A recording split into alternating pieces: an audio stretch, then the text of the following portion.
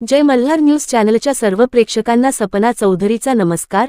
नंदुरबार जिल्ह्यातील अक्कलकोवा तालुक्यातील कोराई गावात जान चॅरिटेबल हॉस्पिटलमध्ये कोणतीही वैद्यकीय पदवी आणि नोंदणी नसताना रुग्णांवर उपचार करणाऱ्या बोगस डॉक्टरांवर पोलिसांनी गुन्हा दाखल करण्यात आला आहे।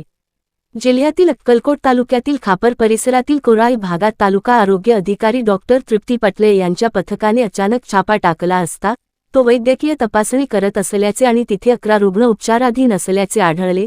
पथकाने त्याच्याकडून औषधे, सलाईन, इंजेक्शन्स आणि इतर वैद्यकीय साहित्य जप्त केले आहे। अक्कलकोवा पोलीस ठाण्यात गुन्हा नोंदवण्यात आला असून पोलीस पुढील तपास करत आहेत। ग्रामीण भागात बोगस डॉक्टरांचा प्रश्न पुन्हा ऐरणीवर आला आहे। या संदर्भात अक्कलकोवा पोलीस ठाण्याचे पोलीस निरीक्षक अर्जुन पटले यांनी सविस्तर माहिती दिली आहे।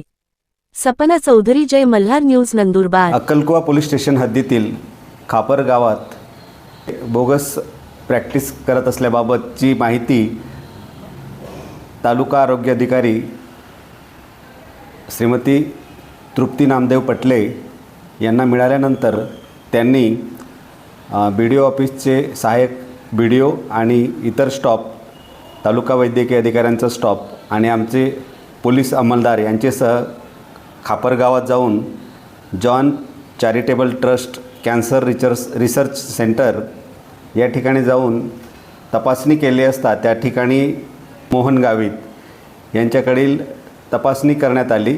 त्यांच्याकडे जे साहित्य मिळून आले त्यावरून ते ॲलोपॅथीची प्रॅक्टिस करत असल्याबाबत दिसून आले। तेथील साहित्य जप्त करण्यात आलं आहे।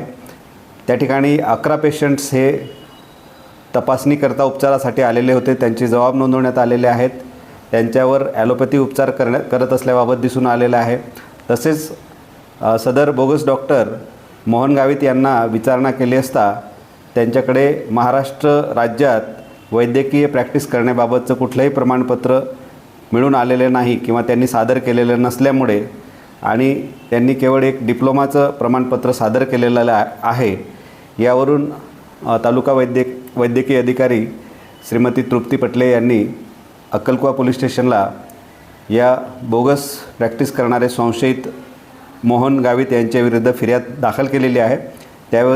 त्यावरून अक्कलकोवा पोलीस स्टेशनला सदरचा गुन्हा दाखल करण्यात आला आहे आणि सदर गुन्ह्यात आरोपीवर पुढील कायदेशीर कारवाई करण्यात येत आहे।